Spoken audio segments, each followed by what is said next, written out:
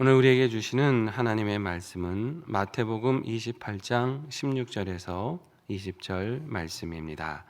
신약성경 52면입니다.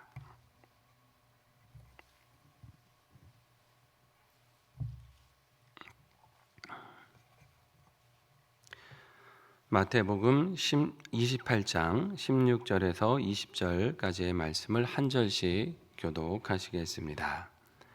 11 제자가 갈릴리에 가서 예수께서 지시하신 산에 이르러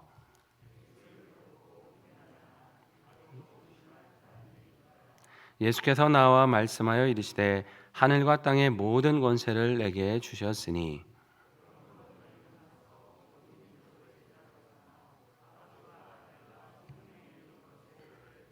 함께 읽습니다. 내가 너희에게 분부한 모든 것을 가르쳐 지키게 하라. 볼지어다 내가 세상 끝날까지 너희와 항상 함께 있으리라 하시니라. 아멘. 이는 하나님의 말씀입니다. 오늘 월삭 새벽기도에 나오신 우리 성도님들 환영하고 축복합니다. 새롭게 주신 한 달 또 하나님의 은혜 안에서 영육간에 강건하시고 항상 평안함을 누리시기를 주의 이름으로 축복합니다. 우리 5월은요, 우리 주와 동행하는 자라는 제목으로 함께 말씀을 나누고자 합니다. 우리가 이제 예수님의 부활절을 경험했습니다만 이 부활의 사건이라고 하는 것은 그냥 단순한 예수님이 단지 사셨다라고 하는 사건이 아닙니다. 이것은 인류의 역사 자체를 아예 뒤바꿔 놓으신 그런 아주 놀라운 사건이에요. 죄와 사망 가운데 신음할 수밖에 없었던 인생 자체를 완전히 새로운 살아있는 소망으로 바꿔 놓으신 것입니다. 어두운 세상에 이제 본격적으로 구원의 빛이 전해지고 생명의 소식이 전파되기 시작했다고 하는 그러한 역사의 전환점을 이룬 사건이 바로 부활입니다. 그래서 여러분, 우리 역사를 나눌 때 기원 전, 기원 후 이렇게 나누잖아요. BC와 AD, 이 기준이 누구신 거예요? 예수님이시거든요. 예수님을 기준으로 기원 전, 기원 후, 그분이 모든 역사의 중심이시고 역사의 새로운 전환을 가져오셨다고 하는 뜻이에요. 본문에 보면 이제 부활하신 예수님께서는 지상의 사역을 다 이제 마치시고 하늘에 계신 아버지 하나님께로 올라가시려고 준비를 하고 계십니다. 부활 후에 한 40일 정도를 제자들과 함께 머무시면서 그들의 연약한 믿음을 굳세게 하시고 또 그들이 감당해야 될 사명을 당부하시는 그런 사역을 지금 하고 계신 것이죠. 말씀해 보니까 11 제자가 예수님이 지시하신 산에 이르렀다라고 말씀해요. 늘 함께 말씀 듣고 하나님 예수님의 교훈을 받았던 아마 그 산이었던 것 같은데요. 이 다른 복음서와 비교해 보면 이미 예수님은 11 제자만이 아니라 예수님을 따르는 수많은 사람들에게 나타나셨어요. 여인들에게도 나타나셨고 엠마오의 제자들에게도 나타나시고 또 성경에 보면 500여 형제들에게 일시에 나타나셨다라고 하는 표현도 있습니다. 이미 수많은 제자들에게 예수님께서 부활의 모습으로 나타나셨다라고 하는 것이에요. 여기 11명을 대표로 기록은 하고 있습니다만 아마 수많은 사람들이 예수님의 이 마지막 명령을 지금 함께 듣고 있었다는 것이죠. 자, 이들에게 예수님이 어떤 말씀을 주셨을까요? 18절 말씀해 보니까 하늘과 땅의 모든 권세를 내게 주셨다라고 말씀을 합니다. 온 우주의 모든 권세를 예수님에게 주셨다. 예수님이 받으셨다라는 것이죠. 그럼 누가 주셨다는 것입니까? 하나님 아버지께서 이것을 주셨다라고 하는 것이에요. 그럼 어떤 권세를 주셨다는 것일까? 물론 모든 것을 다스리실 권세지만 여기서 특별히 첫째로는 중보자로서의 권세를 주셨다라는 의미예요. 세상이 타락을 했지 않습니까? 죄 가운데서 신음했잖아요. 그 죄인을 중보하셔서 하나님께로 돌아오게 하실 수 있는 능력이 예수님의 보혈에 있습니다. 그래서 예수님은 그 보혈을 흘리셔서 죄인을 중보하셔서 하나님 앞에 의로운 자로 이렇게 하나님 앞에 올려드린 거예요. 하나님 보실 때 그냥 멸망하고 지옥에 갈 수밖에 없는 그러한 죄인인데 예수님이 그 죄인들을 위해 중보하신 거죠. 그래서 그 보혈에 인친 자는 하나님께서 그 모든 죄를 사하시고 천국의 백성으로 하나님의 자녀로 맞아주시도록 그 권세를 예수님에게 주셨다는 것입니다. 자, 또 이 권세는 어떤 권세냐? 심판자로서의 권세를 주셨다라는 뜻이에요. 자, 이 땅에서 죽어가는 인생들을 구원하신 예수님께서 그 복음을 통해 많은 사람들을 하나님께로 인도하실 거 아닙니까? 자, 그래서 그 분을 믿고 영접하는 이들도 있는가 하면, 근데 그 은혜를 계속해서 끝까지 그것을 거부하고 받아들이지 않는 사람들도 있다는 것이죠. 결국 마지막 순간에 과연 그 인생이 하나님 앞에 어떤 인생이 될 것이냐, 구원받을 수 있겠느냐 아니면 그렇지 않겠느냐 하는 모든 심판을 바로 예수님께 맡기셨다는 것이에요. 예수님이 보실 때 예수님을 영접하고 그 보혈에 인친 자는 예수님께서 변호하셔서 구원받는 자가 되게 하실 것이고, 그 희생과 사랑을 끝까지 거부하고 모욕하는 자들은 하나님이 만드신 영원한 영벌에 처하도록 그 심판하는 권세를 예수님께 다 맡겨주셨다는 것입니다. 그렇다면 이전에는 예수님에게 이런 권세가 없으셨다는 뜻일까요? 그렇지는 않은 것이죠. 예수님은 어느 시점에 피조되신 분이 아니라 영원전부터 아버지 하나님과 함께 계신 하나님이시잖아요. 하나님과 함께 이 세상을 창조하실 때도 함께 하셨고 모든 걸 다스릴 권세가 함께 가지고 계셨어요. 그런데 여기서는 특별히 하나님께서 이 모든 권세를 예수님께 주셨다라는 표현을 쓰고 있습니다. 자, 원래 갖고 계셨지만 이렇게 다시 표현하는 것은 예수님의 성육신 사건과 좀 관련이 있어요. 예수님이 육신을 입고 이 땅에 오셨지 않습니까? 자, 이때는 이 육신으로 계신 이때는 예수님이 가지신 이 모든 권세를 부활하시기까지 잠시 유보하시고 온전히 행사하지 않으셨다라는 의미가 있습니다. 물론 예수님이 이 땅에서 능력을 행하셨죠. 병든 자도 고쳐주시고 죽은 자도 살리시고 때로는 그 자연을 꾸짖어 잠잠케 하여 주셨던 놀라운 신적인 능력을 보여주셨어요. 하지만 이거는 하나님으로서 가신 그 권세의 아주 지극히 일부만을 사용하신 것이죠. 전부를 사용하신 게 아니라는 것이에요. 신성을 가지신 예수님께서 가지신 그 근본적인 권세에 비하면 아주 제한적이었고 일시적인 권세만 사용하셨다고 하는 것이에요. 자, 그런데 그분이 십자가에 죽고 부활하시지 않았습니까? 이제 온전히 영광스럽게 되어서 이전의 모든 권세를 다 회복하셨다고 하는 것이에요. 아니, 회복하신 정도가 아니라 하나님께서는 이 하나님의 뜻에 순종한 예수님, 그래서 인류를 구원하기 위해서 자신을 내어주신 예수님께 모든 권세를 맡기시기로 작정하셨습니다. 아버지의 권세고 아들의 권세셨는데 마치 그것이죠. 왕이 자신의 아들을 왕으로 세워놓고 자신은 상황으로 뒤에 물러나서 모든 권한을 아들에게 주는 것처럼 하나님께서는 이 모든 심판의 권세를, 세상의 모든 만물의 권세를 예수님에게 다 위임하셨다라고 하는 것이에요. 다시 말하면 하나님은 오직 성자 예수님을 통해서만 구원하시고 그분을 통해서만 세상을 심판하시기로 마음 먹으셨다는 것입니다. 여러분, 그렇다면 구원의 길이 누구에게 있는 겁니까? 오직 예수 그리스도 한 분에게 있다고 하는 사실을 분명히 기억하시기를 바랍니다. 이 죄된 인생은요, 자꾸 예수님 아닌 데서 뭔가 구원의 길을 찾아보려고 시도를 하고 애를 써요. 자기가 십자가에서 죽어야 될 존재라는 것을 인정하고 싶지 않은 거죠. 여러분, 예수님을 내가 구주로 믿고 영접한다는 건 뭘 뜻하는 거예요? 그렇게 비참하게 십자가에 죽어야 될 인생이 실은 그분이 아니라 나였다라는 걸 인정하는 거 아닙니까? 내가 저렇게 죽는 건데, 내가 저렇게 수치스러운 존재인데 예수님이 나를 대신하셨구나. 내가 지극히 하나님 앞에 버림받을 수밖에 없고 심판받을 수밖에 없는 추한 죄인이라는 것을 겸손히 인정하는 것, 그 사람만이 예수님을 영접할 수 있다고 하는 것입니다. 예수님을 거부한다는 건 무엇이에요? 내가 그런 추한 죄인이라는 걸 인정하고 싶지 않은 거예요. 그래서 인생은 자꾸 예수님 아닌 데서 자꾸 뭔가 자기의 구원의 길을 찾아보려고 헛되게 애쓰고 있다고 하는 것이에요. 뭐 꼭 예수님을 믿어야 돼? 착하고 선한 마음으로 살면 되는 거지.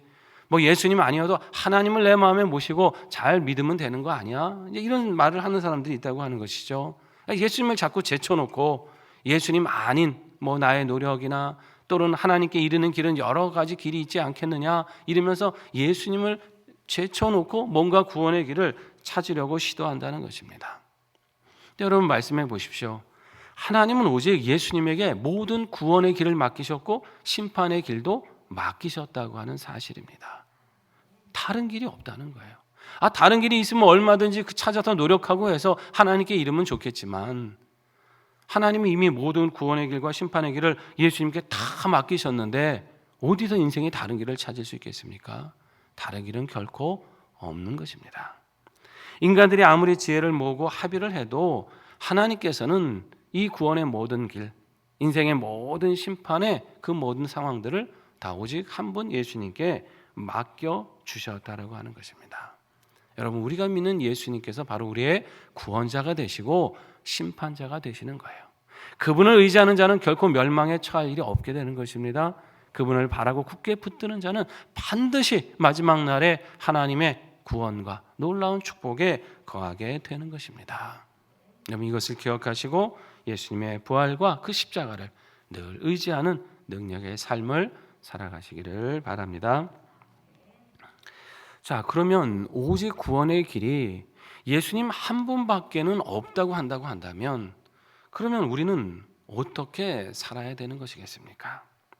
본문에서 예수님께서 친히 그 길을 말씀하고 계십니다. 여러분 19절과 20절을 한번 보시겠습니다. 우리 같이 한번 읽습니다.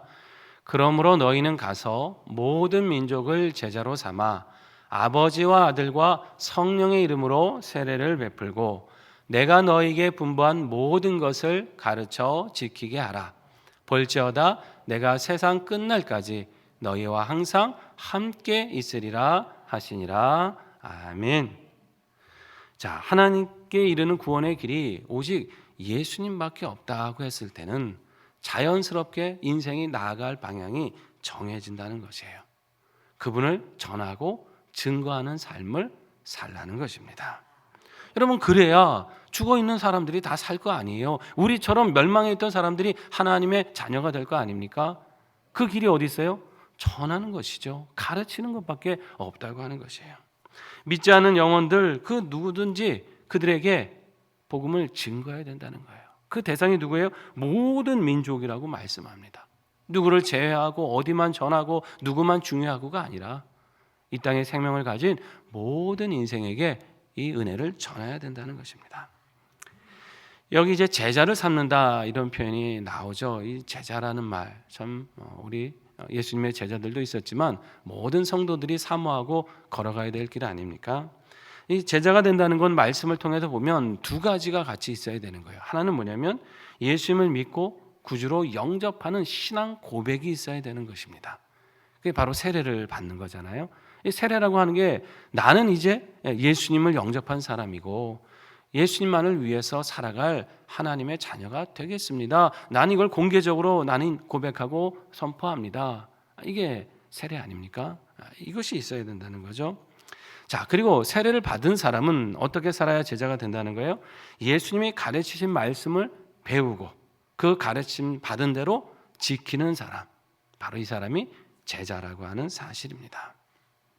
우리가 세례를 받았다면 예수 믿고 제사함을 받고 우리의 허물을 씻었다고 한다면 어떻게 살아야 됩니까? 이제 말씀을 열심히 배우고 지키고 또 그 말씀을 전하며 살아가는 사람이 바로 제자라는 것이죠. 이 본문에 쓰인 가르쳐 지키게 하라 이 말이요, 이제 시제라는 말이 있잖아요. 뭐 과거, 현재, 미래 이런 시제가 있는데 여기서 이게 현재 분사로 쓰였습니다. 이 시제가 현재 분사라는 것은 계속해서 그렇게 하라는 뜻이에요. 그러니까 어떤 과거에 하고 끝나는 게 아니고 미뤘다가 나중에 하는 게 아니라 지금 그렇게 하고 있는 거를 미래에서도 계속해서 중단하지 말고 하라. 이게 현재 분사거든요.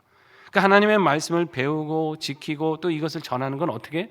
계속해서 멈추지 말고 우리의 삶이 허락하는 모든 순간에 그렇게 하라고 하시는 말씀입니다.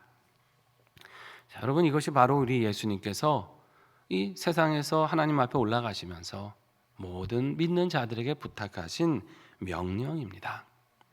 여러분, 우리의 교회 표도 영혼을 구원하고 누구 제자 삼는다 그럽니까? 예수 제자 삼는다라는 우리가 표를 가지고 있지 않습니까? 이게 교회의 본질된 사명이라고 하는 것입니다. 세상 끝날까지 교회가 꼭 붙들고 지켜야 될 사명이 있다면 영혼을 구원하는 거죠. 그리고 그들로 말씀을 가르치고 하나님의 뜻을 배우게 해서 하나님의 주님의 제자를 삼는 것, 이것이 하나님께서 우리 성도들에게 교회에게 당부하신 지상 명령이다라고 하는 것입니다. 이 세상을 보면요, 아직도 이 진리를 모르고, 아니 때로는 알면서도 거부하는 그런 사람들이 참 많이 있지 않습니까? 어떤 사람들은 교회 겉모습을 보면서 잘못된 몇 가지 예를 보면서 그걸 막 신앙을 비판합니다. 교회가 말이지 타락했고 교회가 문제가 있다. 근데 문제는 정작 그러면서 자신들이 믿음 갖지 않는 이유가 마치 교회가 문제이기 때문에 그런 거라고 변명하고 핑계하는 사람들이 많이 있지 않습니까? 여러분, 그러면 정말 그게 걱정스러우면 자기가 믿음의 본을 보이면 될 거 아니에요. 근데 그러지는 않으면서 비판만 하는 게 이게 무슨 일입니까? 때로는 교회 안에 출석하는 분들 중에도 그런 분들이 있어요. 한국 교회가 문제야, 참 걱정이야, 타락했고 말이지. 자기가 잘 믿으면 되잖아요. 자기가 하나님 앞에 기도하면 될 거 아닙니까? 근데 마치 남 얘기하듯이 뭔가 신난 일 만났듯이 시컷 비판만 하고, 그게 무슨 의미가 있다는 것입니까? 걱정스럽고 정말 잘못된 모습을 봤으면 안타까워하고 내가 먼저 기도하고 내가 하나님 앞에 먼저 그런 본이 되는 그런 사람이 돼서 하나님의 교회를 바르게 세우겠다. 여러분, 이것이 신앙인 줄 믿습니다. 여러분, 전도하다가 또 교회 비판하고 막 하는 분들 많이 있잖아요. 그러면서 마치 나는 그래서 예수는 좋은데 그래서 내가 교회를 안 나가. 여러분, 이런 분들이 있으면 그렇게 얘기하세요. 그러니까 당신같이 잘 믿으려는 사람이 필요한 거다. 예수님이 좋다고 하면 그 좋은 예수님을 자기가 바르게 믿고 그렇게 해서 교회를 바르게 세우면 그 당신이 말하고 비판하는 그 교회가 조금이라도 더 깨끗하게 되지 않겠느냐. 예수님이 좋은 분인데 얼마든지 예수님을 따르고자 하는 사람들을 통해서 교회와 세상을 바꾸시지 않겠느냐. 당신도 그런 사람 중에 하나가 돼야지. 비판만 하고 있으면 뭐가 달라지겠냐. 여러분, 담대하게 그렇게 전해주시기를 바랍니다. 요즘은 이 복음을 몰라서 거부하는 시대가 아니잖아요. 예전에는 몰라서 그랬다면 요즘은 알면서도 내가 순종하고 싶지 않고 내가 하나님 말씀대로 살고 싶지 않기 때문에 비판거리를 찾는 겁니다. 핑계하는 거예요. 잘못된 모습 때문에 그런 것이다. 이런저런. 옛날에는 복음을 전하면 바빠서 내가 너무 바쁘니까 좀 바쁜 거 좀 지나고 나가면 믿죠. 나중에 믿죠. 약간 뭔가 이런 마음으로라도 대답을 하는데 요즘은 얘기 꺼내기도 힘들 정도로 아주 교회에 대해서 색안경을 끼고 보는 사람들도 많이 있지 않습니까? 여러분, 그럴수록 우리가 위축될 것이 아니라 그렇기 때문에 바르게 믿는 사람들이 필요한 시대라고 더 담대하게 이 복음을 증거해야 될 줄로 믿는 것입니다. 우리는 이 복음을 비판하는 사람들이나 또 교회를 비판하는 그런 세상을 두려워할 필요가 없습니다. 왜냐하면 그 복음의 능력이 바로 우리에게 있기 때문이에요. 비판하고 한다고 해서 무슨 능력이 나타납니까? 아니에요. 결국 그 죽어가는 사람을 변화시키고 살릴 수 있고 어둡고 썩어져가는 세상을 빛된 곳으로 바꿀 수 있는 능력은 우리가 마음속에 품고 있는 이 복음밖에 없다고 하는 사실입니다. 여러분, 때로 이 복음으로 산다는 게 힘들고 어려울 때도 있지만 여러분, 우리는 두려워할 게 없어요. 이 본문에 보세요. 예수님이 뭐라고 하십니까? 항상 너희와 함께 있으리라 말씀하시잖아요. 우리와 항상 같이 있겠다. 언제까지요? 세상 끝날까지 같이 있겠다고 하시는데 여러분, 뭐가 두렵겠습니까? 예수님 우리와 함께 하시면 두려울 게 없는 거죠. 예수님이 함께 하지 않는 게 두려운 거지. 함께 하시면 뭐가 두려운 거예요? 세상이 두려운 게 아니에요. 정말 두려운 건 예수님이 나와 함께 하지 않는 것, 내가 주님을 떠나 있는 게 두려운 거지. 그렇지 않고서는 결코 두려울 게 없다는 것이죠. 우리가 전도하는 그 순간에도 주님은 우리와 함께 하십니다. 우리가 참으로 이 복음으로 살고 신앙으로 살려고 애쓰고 애통해 하고 때로 복음 때문에 손해보고 힘들어하는 그 삶 속에서도 주님은 계속해서 우리 손을 붙잡고 계시다는 것이에요. 신앙으로 살아가는 모든 날 동안에 하나님 앞에 이르는 그 모든 순간까지도 주님은 결코 우리를 떠나지 않으시고 우리를 지키시고 우리를 도와주십니다.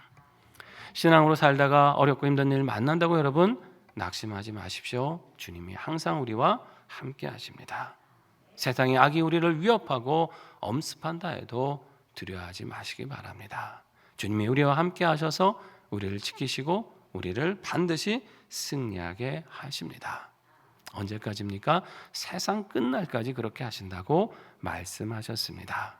이 약속의 말씀을 굳게 의지하고 주님과 동행하는 자가 되셔서 담대히 신앙으로 승리하고 하나님의 은혜를 누리시기를 주의 이름으로 축원합니다. 기도하겠습니다. 은혜가 충만하신 하나님, 예수님을 부활하게 하셔서 우리에게 영원한 생명과 새로운 소망을 주심을 감사드립니다. 내게 준 은혜를 기억하며 예수님의 제자된 사명을 잘 감당하는 일꾼이 되게 하여 주시옵소서. 주님의 세상 끝날까지 나와 함께 하심을 믿고 담대히 복음을 전하게 하시고 삶에서 어떤 시련과 고난을 만날지라도 믿음과 소망으로 승리하는 기쁨을 누리게 하여 주시옵소서. 하나님, 좋은 계절을 저에게 허락해 주셨습니다. 가정의 달 모든 식구들 건강과 화목감 속에서 평안을 누리게 하여 주시고 하나님께서 주시는 이 가정의 풍성한 복을 날마다 누리게 하여 주시옵소서. 연로하신 우리의 부모님들 믿음 안에서 영육 강건하게 지켜주시고 우리 사랑하는 자녀들 하나님 주신 비전을 이루어가며 이 땅과 주님 나라에 보배롭게 쓰임받게 하여 주시옵소서. 이달에 여러 가지 또 준비하고 있는 행사들이 있습니다.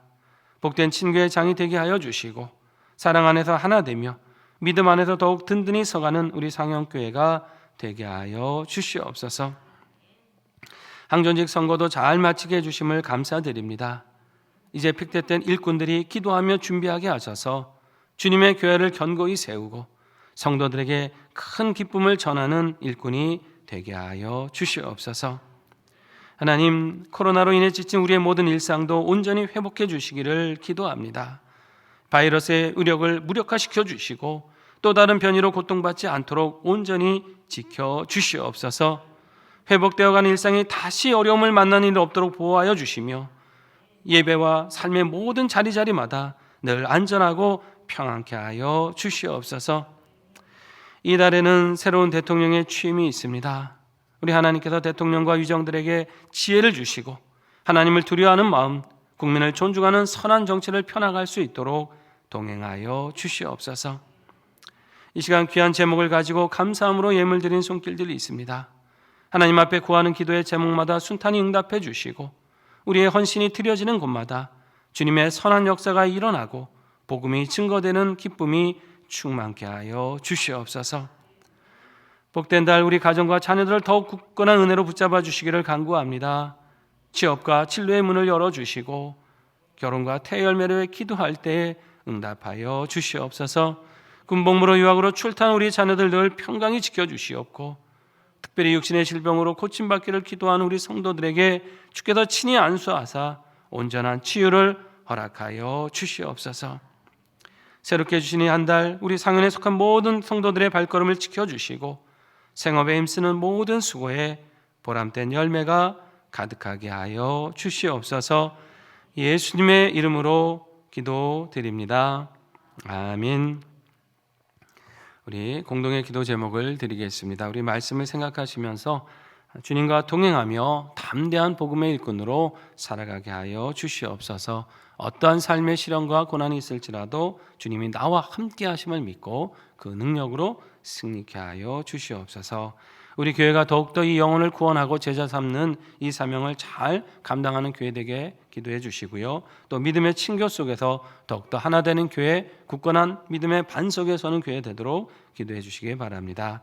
상현에 속한 모든 가족들 믿음의 풍성한 은혜를 누리고 복된 신앙의 열매를 맺어갈 수 있도록 함께 기도해 주시기를 바랍니다.